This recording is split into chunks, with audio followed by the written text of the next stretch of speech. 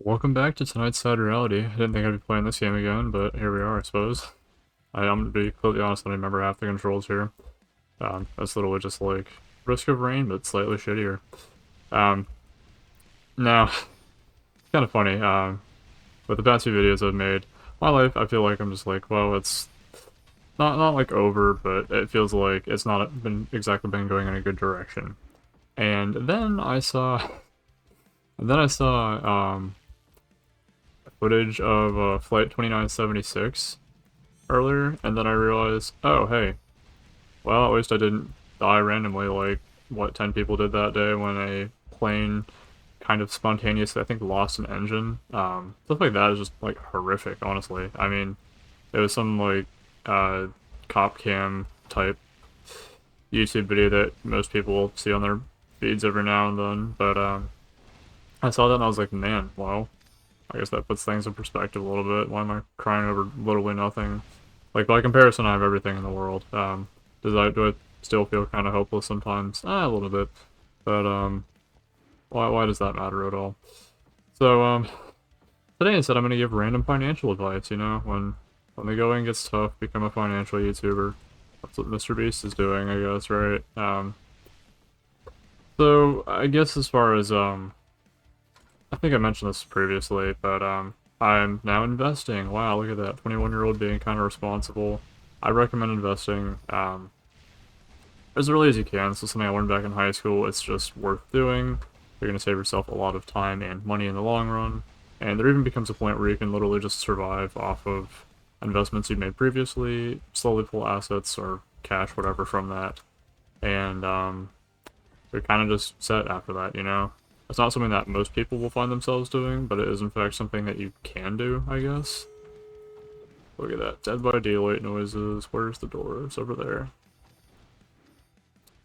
Um, and I guess, as someone who plays a lot of idle games, turns out one of the easiest things to do in life is, nothing sometimes. Sit there and just kind of vibe out with,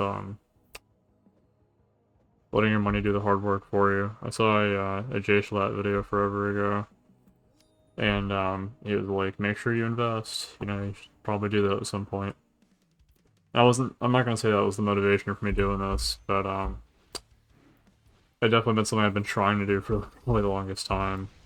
I'd mentioned it to my dad, and I'm like, hey, so, you know, if money in college and all that's so important, can you show me how to invest? And the answer I got was, sure, but, you know, give me some time and I'll get back to you. And, they meet with this one financial guy. I think his name's Josh. I'm about to sneeze. I love my allergies. But Josh is pretty great. He's chill. Um, and when I met with him today, like literally everything broke. Like the internet was breaking. My brain was breaking as it has been the past few days, just from internalized torment. I don't know what to call it. I'm just like I don't believe in the future anymore, I guess. I was not on this planet. I don't know. Regardless, point is, we talked for a while, and he got me set up with a few things. Now, those things I'm going to recommend to you here. Um, really, one of those things is diversifying. Really super basic in principle. It's basically, hey, make sure you don't have all your assets locked up behind one thing. Some banks give better return rates than other banks, too, and that's another thing to keep in mind, especially um, if this is something you're going to take more seriously. It's not like something you just want to, like, sit there, forget about. And some things you can do that with, like savings and all that. But if you want to start off right, you want to do it with the highest rate of return that you can get, with something that is also here's another vocab word, FDIC insured. That's federal something something, which basically means, hey, if the world were to, you know, completely implode tomorrow, it wouldn't be that bad because it would be pretty bad. But at the very least, you were insured $250,000 that you could be potentially losing if that bank goes under.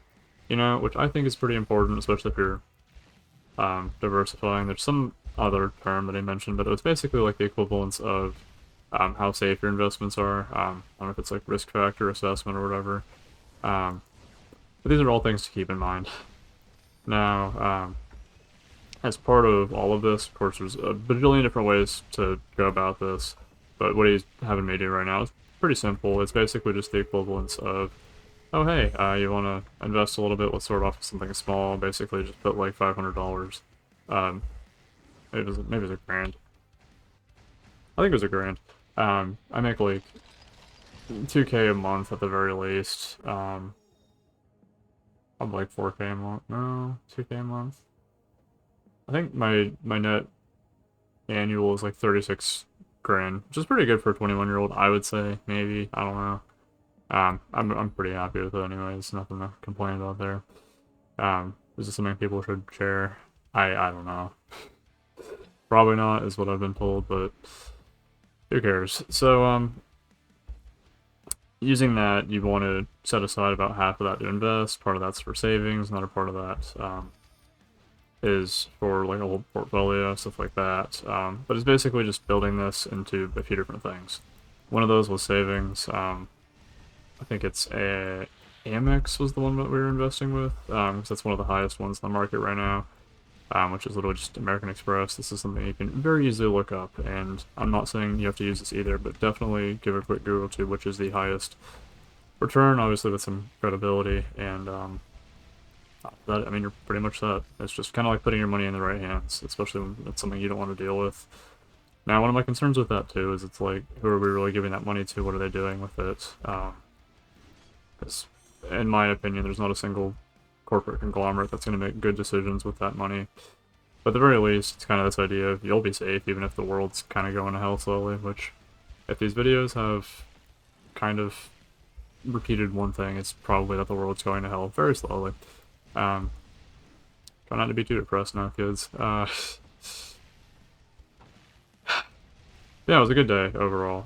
I opened up this morning with, like, I opened work, the building, whatever. Got there an hour early, so I could do cash counting stuff. Yay, actual accounting stuff. It's not just sales, but like something new that they don't trust many people with, and even the people there that have been there for a while screwed it up this past evening or whatever, so my boss had some interesting choice words about that. Regardless, though, I guess what I find funny about it is, like, I've done this, I think, 3 times now. 3 times sounds about right. Once was in the past with the store system manager who's now retired. Another time was with the boss, the big boss, the insert some Metal Gear reference here. But one time was with the big boss, and this time was with the big boss again. It was like, what do you think after your first rep? And I'm like, haven't we done this before? But it's not like I remembered much anyways. It had been like 2 or 3 months, and I think it was just one of those things too where sometimes they just let me in places because I'm not viewed as a threat. Although, ironically enough, I feel like that's kind of the weirdest perceived notion. Like, it's not like I want to do damage to anyone in life, but what I've certainly noticed is if you're going to be an effective salesperson, you have to be kind of dangerous in the right ways, if that makes sense. It's like knowing...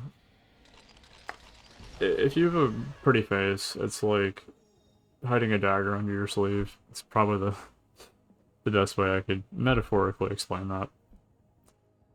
Defense is nice. Orbs per shot. That's probably one of the best ones. I actually made a whole guide on this game. Probably the most dog shit guide out there, but I tried. There's the healing stuff, which I have like... Oh yeah, I can even heal. Did I even take damage? Well, I might have taken damage. I don't know. Not like I'm really paying that much attention anyways. I'm on normal difficulty. This game's not hard. It doesn't ramp very hard. Although I'm kind of taking my time here, I suppose.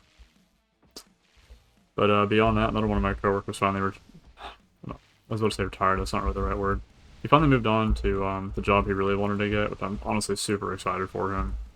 I realized that obviously not everyone wants to work in retail forever, myself included. And actually, I think I talked about this earlier. I had a bit of a conversation with my boss about that. I'm like, hey, I love that y'all want to give me all this stuff and want to praise all this cool stuff, and that's great and all, but that's just not something I think is really good long term. Like, the hours are kind of miserable, the people are kind of miserable. There's a lot of it that I just hate. But again, regardless of that, another one of my coworker, friends, whatever, he's definitely on the more intelligent side, thankfully. Finally got one of the college-esque jobs he's been looking at. It's like lab research. He's super qualified. I think he got some degree in like health research or something. But that's what he wants to do. I can't imagine myself like working in a lab. To me, that's incredibly boring. But it's something I'm super excited for his sake. You know, like you're finally doing the thing you wanted to do. You know, because the last lab he worked in, I think, didn't quite have the funding or something happened. But what I was talking with one of my managers about today was kind of this whole thing of feeling like retail is going nowhere, and he's like, "Yeah, no, you're totally right." But then that's another reason to put all the more time into side passion projects like these. And when I told him, I was like, "Yeah, that's what I have been doing, and I'm not sure any of that will ever pay out or do anything meaningful." And he's like, "Oh, okay." I'm like, "Yeah, I don't really know what to say after that either." But you have to make your own opportunities in life, whether that's a financial thing or whether that's a however you want to use your time thing. I was saying earlier too with one of my friends, I was like, if I really wanted, because I've got like 30K in my bank account, I could just do nothing for the next year. Of course, I would never do that, not only because I'd feel like garbage, but I'm not really fixing anything, going to not doing work, whatever. Because really I want to be working, it's just not the type of work I want to be doing, if that makes sense. I think that's about it though. Thanks for listening to my yap session tonight. Thanks for listening to tonight's Sad Reality, the usual stuff I always say. Hope you have a fantastic evening, morning, whatever. Try not to be too depressed. Don't let people get you down, because at least you're not dead in a flight accident. I don't know if that sounds too insensitive. I mean it like, genuinely, thank God that you're not, that we have a life in the first place, I guess, even if sometimes it feels like it sucks. So, that's like appreciating small things. Just remember that. And I'll see you in tomorrow's Sad Reality. Have a good one, y'all.